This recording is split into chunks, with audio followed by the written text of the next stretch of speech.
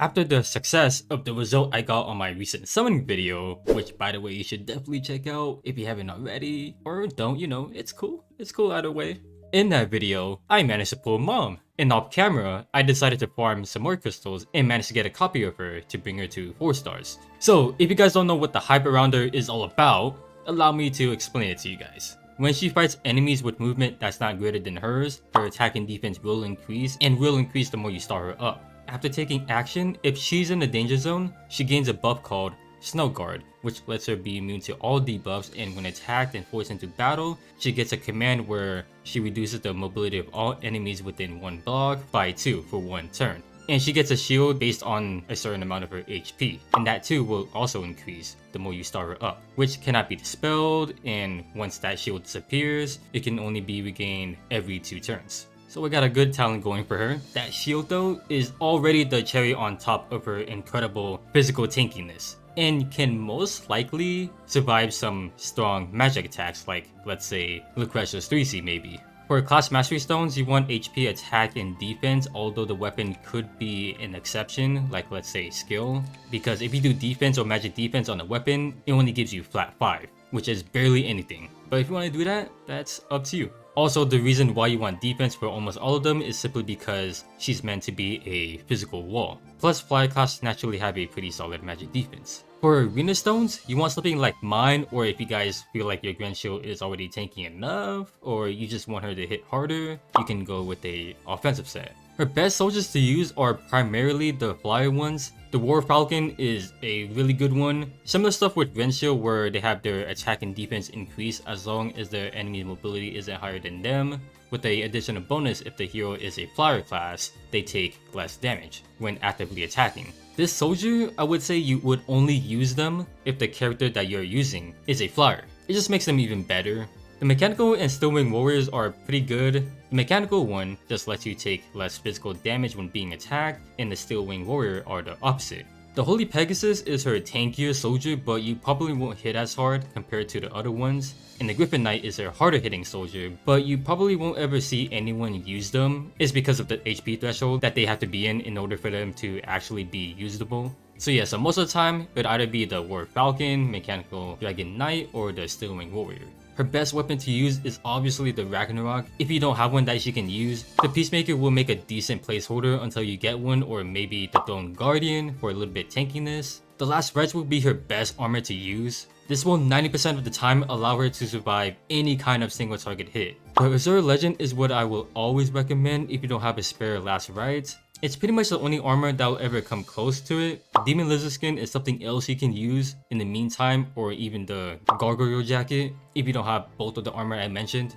The helmet is usually up to you. I have the flower, so if Grenshiel is at low enough HP, she's able to heal a little bit of it, which is nice, and she does have an act again skill so that she's able to heal twice, or heal enough to where she is able to attack. The King's Crown is always a nice option, or you can even do the Feather Crown. It adds more defense and magic defense when battling against enemies with less HP than her, making her survivability even more incredible. For her accessory, I highly recommend 2 options. You can do Swordsmith Metal, which mainly lets her be immune to fixed damage, which is extremely important for her to keep her shield. As long as she has that shield up, she's able to keep the buff from her talent, and I'm telling you, being immune to all debuffs is pretty OP.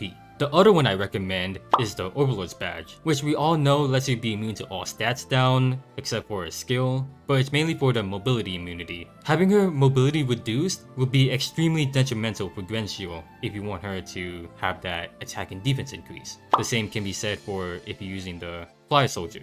For the enchant you want on her, Breeze most definitely, especially to make sure her mobility is higher than everyone else. If you're not feeling Breeze, then Full Moon can be a good option as well. Alright, so hopefully that got you guys settled on how to build Grenshiel. With that being said, let's go ahead and walk through the first Awakening stage. Alright, so for this stage, the first one we're up against is Lostam, and then the second one is Emperor Lovna, then the third one is Leobeck. These are the skills that you mainly want to run on her. The 1C skill, which lets her act again, while also increasing her defense and magic defense, which could be really important. Frontal Assault could be really important as well, and also Air Slash. For the soldiers that you want to use, you can literally use like any of the 5 soldiers that I talked about. I don't think they really matter, although you can maybe do the Steel Wing Warrior if you can't really one-shot Lostam. These soldiers will definitely help you tank his attack better. Alright, so for the first turn, I am actually gonna step back, like I would say order over here because I am scared of Lost Dam's Act Again skill. I don't know if the AI actually lets him use that or not, but I'm not gonna really take the chance. The reason why I'm stepping back because if I go ahead and use like Frontal Assault on Lost Dam, Emperor Lobaner is gonna walk up and use his skill, which does let him attack from 2 blocks. So yeah, to play it safe, I am gonna stall for 1 turn so that Grenshiel doesn't take any damage. Emperor Lovana, I'm just gonna do Air Slash. There's nothing he can really do against it and gets one-shotted. Handling Leobeck should be fairly easy. His stats really isn't all that high, and plus he is taking damage from his revive skill. So all I'm gonna do is like stall for a little bit until I get my act again. And once I have my act again, that's where I want to attack. With the buff that you got from defeating Lost Dam and Emperor Lovana, defeating Leobeck should be really no issue at all. Lost Dam I could definitely see people struggling with because he does have that ignore melee damage penalty. So something you can do is use the 1C like 1 block near him and then stay within 1 block of him, because that should make it to where he's unable to move, I believe. That's something you can do, or if that doesn't help, then you can always rely on the defensive terrain on the left side or the right side.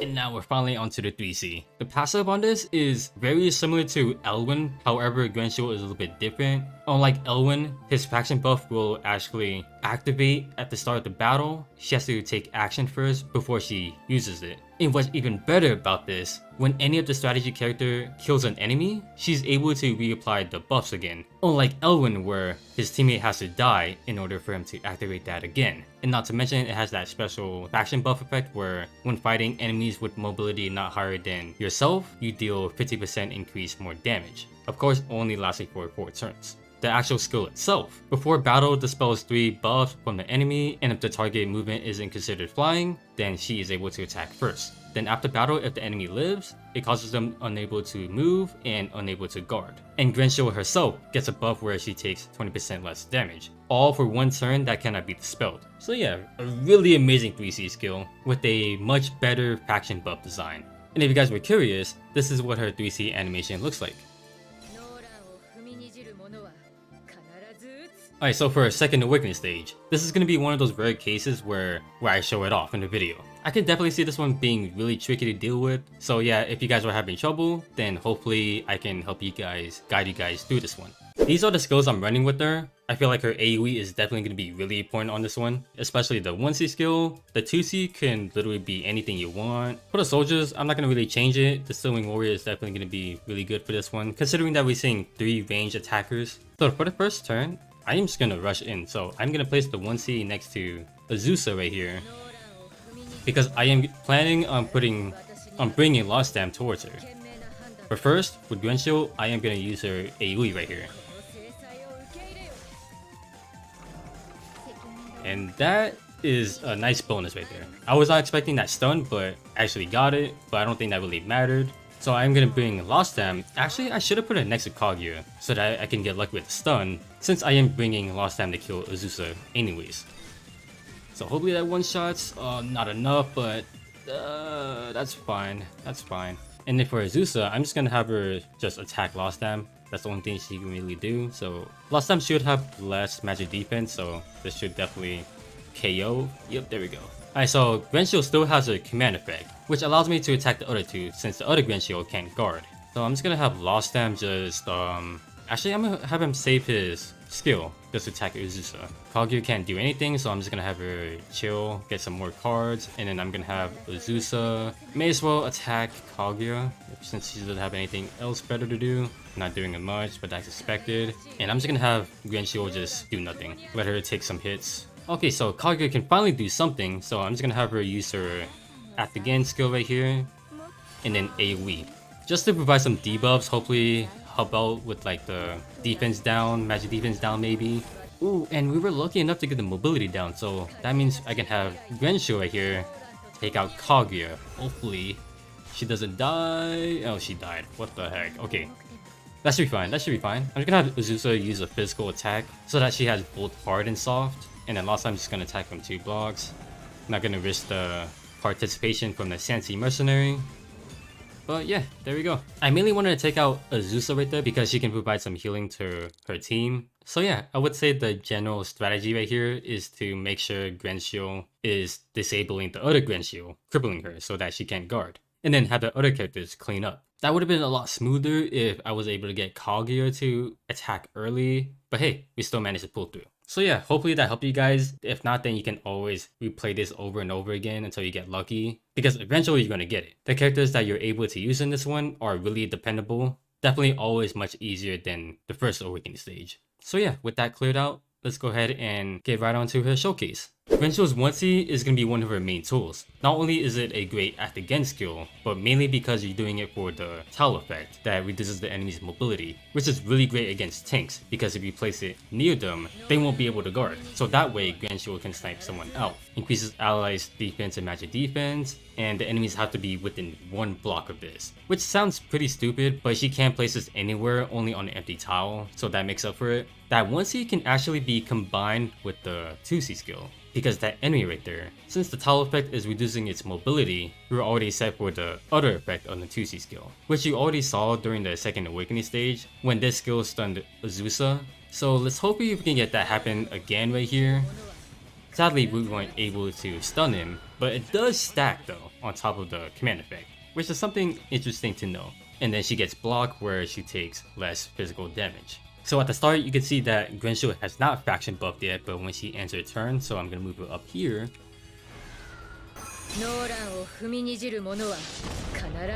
After taking action, she will actually then use it. But you can have her reapply that again if her or any of the strategy characters kills an enemy. So if we have Leon actually take out this infantry enemy right here, you can see that Grenshiel reapplies it. So just to show you guys, you can see that Theon has 2 turns left of his buff, and so if I have Grenshiel attack this other orc, this other infantry, she can then also reply that as well. So yeah, you guys don't have to think that, oh, she needs another strategy character in order for her to reapply that. In the 3C itself, just remember that it dispels 3 buffs from the enemy before battle, and if the enemy movement type isn't considered flying, then they will attack first, alongside some additional effects. So if we go ahead and attack Adon right here,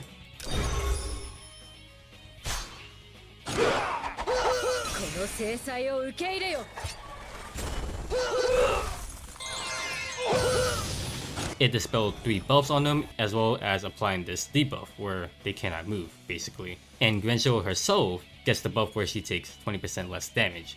And just to show you guys what it looks like when she attacks an enemy that is flying,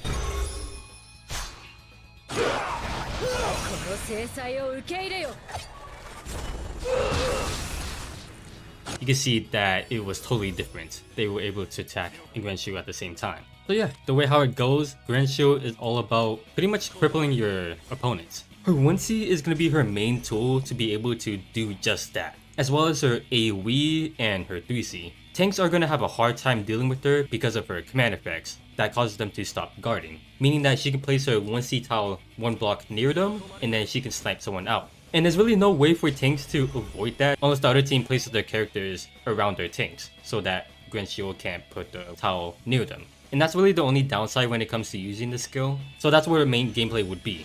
Grenshiel is a very flexible character, since she can fit into any kind of team comps, especially if you get her 3C, which allows her to be much more self-sufficient. She's going to be hitting extremely hard and is perfectly capable of surviving on her own, especially when it comes to surviving physical attacks.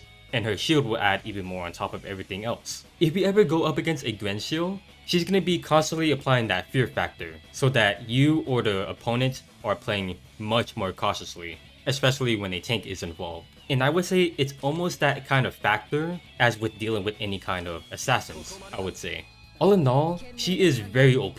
Being a new faction buffer definitely helps out with the game a lot. 10 times better than Elwyn's faction buff, especially with the condition of how you have to reapply it. Characters like Lostam and McLean, who are well known in PvP, are going to be a good pair with her. Now in my opinion, I don't think she's broken by all means. Now this can definitely be argued. I just firmly think that she's really insane. But characters like Neo Zerida and Jintoki, I would definitely say are broken. And I'm mainly saying this due to how their kits work. I would say with Grenshiel's skills and all that, just makes her really, really good. But what do you guys think? Do you guys honestly think that she's just a really insane character, or do you guys think that she's just straight up broken? Definitely would love to hear you guys' opinion on this subject. There we have it. That was Grenshiel's showcase. She is very worth your crystals and vouchers, especially if you're new. If you get her, you'll be using her for a long while, and her being in the Origin faction definitely makes her better, since it's one of the strongest factions starting out, and she really has no weaknesses. Now if you want her at her best, 5-star will be good enough for her, if you feel like other characters need their shards more than her. If you're able to get her to 6 stars, that's always a really good idea to do, but her being at 5 stars will be good enough. You want her to be at 5 stars so that way she only needs to wait one turn for her to get her shield back, and that can be really huge. She also has access to a guard skill, but it only allows her to guard physical attacks, which is nice to have if the situation calls for it. But most of the time though, she wants to be your main single target attacker. But if you guys have anything to share, or if you have any questions, feel free to let me know down in the comments, and I will try my best to get to you if you have any of those questions. Or if you feel like it, feel free to let me know if you're one of those lucky people that managed to get Grenshiel. And yeah, thanks for watching. Your fellow Z.